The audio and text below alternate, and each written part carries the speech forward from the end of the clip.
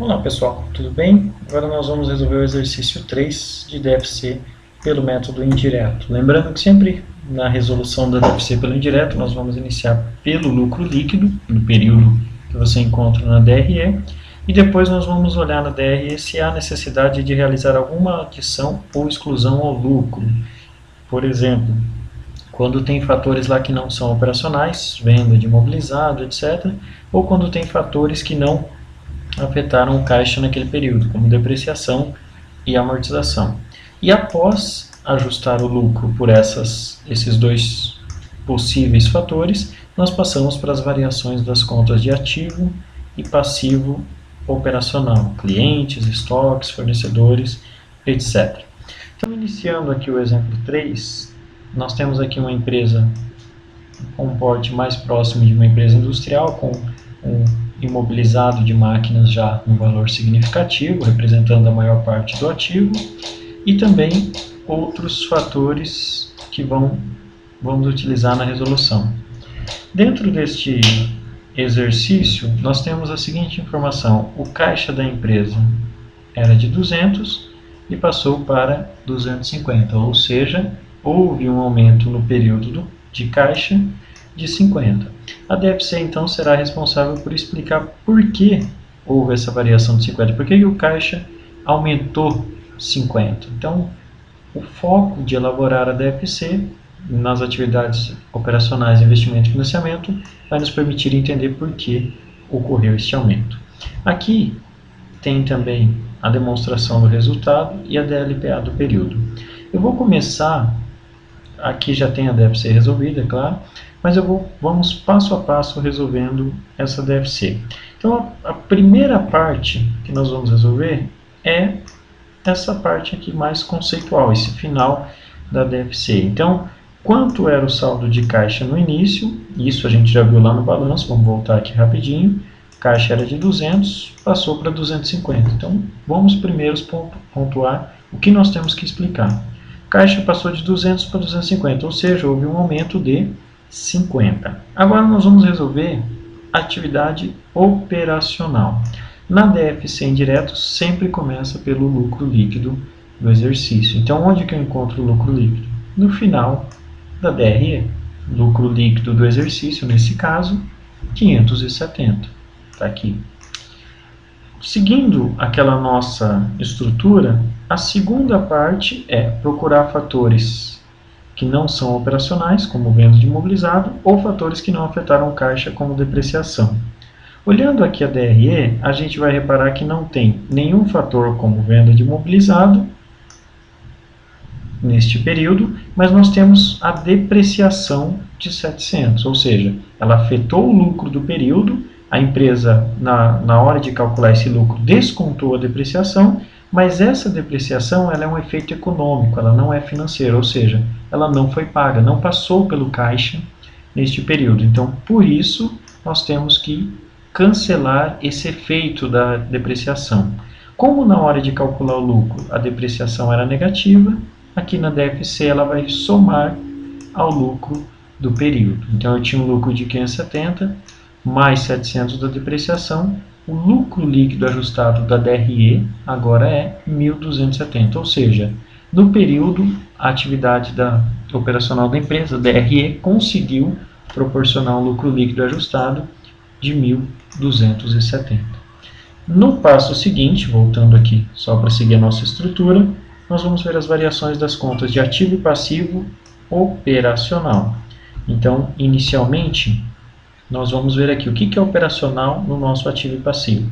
Então, clientes é operacional, estoques é operacional e também os fornecedores. Então, vamos analisar as variações dessas três contas. Clientes passou de 100 para 120. Então, esse aumento de 20 no clientes, para o caixa, não é bom. Por quê? Porque era dinheiro que poderia estar aqui no caixa e eu estou financiando mais os meus clientes. Então, nesse caso, há uma variação negativa de 20. Então, esse aumento de clientes para o caixa soa ruim, soa como negativo. Nos estoques também passou de 300 para 450, ou seja, houve uma variação de 150, também negativo. Por quê? Porque eu aumentei o estoque. Então eu deixei mais dinheiro parado no estoque, quando esse dinheiro poderia estar no caixa. Então, para o caixa, isso vai soar negativo, menos 150. Por outro lado, o fornecedores ele era 300 e passou para 850, ou seja, houve um aumento de 550. Isso para o caixa é bom. Por que é bom? Porque é dinheiro que eu poderia ter pago à vista o fornecedor, mas eu consegui mais prazo com ele. Então eu poupei um pouco do meu caixa nesse momento. Então essa variação de 550 é positiva para a atividade operacional. Então, somando todos os itens dentro da atividade operacional, lembrando que aqui eu tenho o subtotal, né, o lucro líquido ajustado, que já representa a soma do lucro mais a depreciação, então só somando do lucro aqui até os fornecedores, eu tenho um caixa operacional de 1.650. Então, as operações trouxeram 1.650 a mais do que levaram de dinheiro para a entidade. Então, gerou um caixa de 1.650 atividade operacional. Por outro lado, agora nós temos que partir para a atividade de investimento. Acompanhando os vídeos iniciais, lá os vídeos com a estrutura, a parte conceitual da DFC, nós vemos que normalmente as atividades de investimento elas estão relacionadas com esse grupo aqui do ativo não circulante. Então, nesse caso, quando for fazer atividade de investimento, nós temos que olhar aqui. Então, antes nós tínhamos máquinas de 3.000 e agora nós temos R$4.000 de máquina. Como esses valores aumentaram, supostamente houve uma compra de máquina de mais R$1.000. Eu comprei uma nova máquina, ou novas máquinas, que totalizavam 1.000.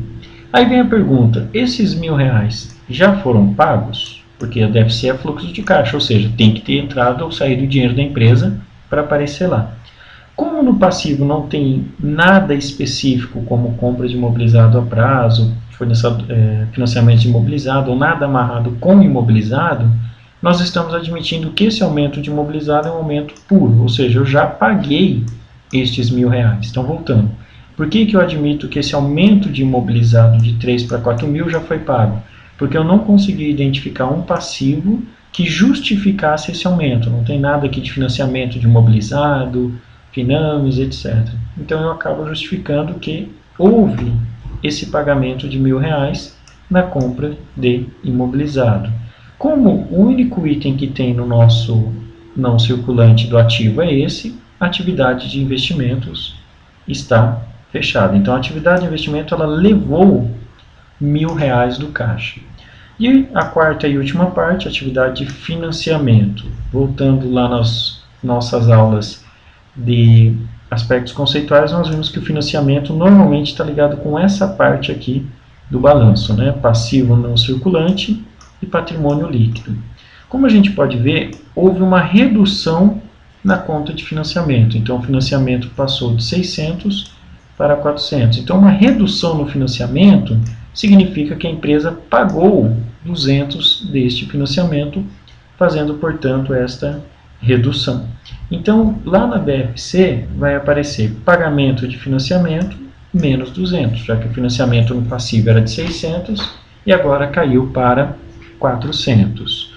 Voltando ao nosso balanço, nós vamos ver alguns fatores interessantes. O lucro acumulado antes era 500 e agora é 670. Então, houve um aumento de lucro de 170. Mas, na verdade, a empresa teve um lucro de 570 no período. O que houve, então? Bom, aqui tem uma versão resumida, na verdade a DLPA, ou uma coluna apenas da DMPL, que mostra que, no início do ano, a empresa tinha 500 de lucro acumulado, ou no início do trimestre. Depois, a empresa teve lucro de 570, então isso aqui aumentou a conta de lucros acumulados. Mas, no final, a empresa só tinha 670. Então, o que houve aqui?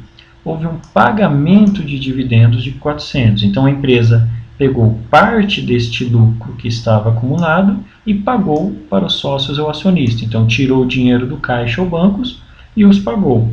Então, essa saída de dividendo também soa negativa aqui na atividade de financiamento menos 400.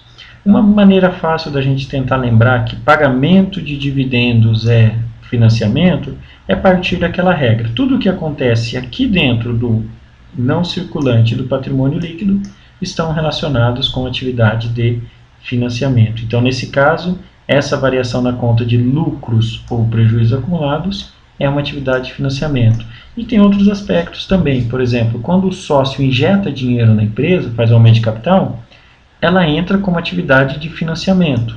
Então, quando eu pago o dividendo para ele porque teve lucro, também vai ser uma atividade de financiamento.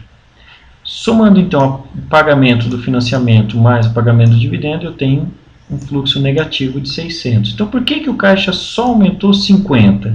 Bom, a operação trouxe 1.650, excelente, mas o investimento gastou 1.000, né? E o financiamento teve um fluxo negativo de caixa de 600. Então, 1.650 menos 1.000 menos 600, o caixa só aumentou 50. Então, mesmo gerando 570 de lucro, gerando um caixa operacional de 1.650, mas a empresa gastou bastante com investimento e quitando algumas das suas dívidas de financiamento. Por isso, ocorreu um aumento de 50 no caixa. No site nós temos www.danielnogueira.com.br, nós temos outros vídeos também relacionados a estes conteúdos de contabilidade. Acessem o site, indiquem aos amigos e, se você gostou desse vídeo, curta também. Um grande abraço e até a próxima.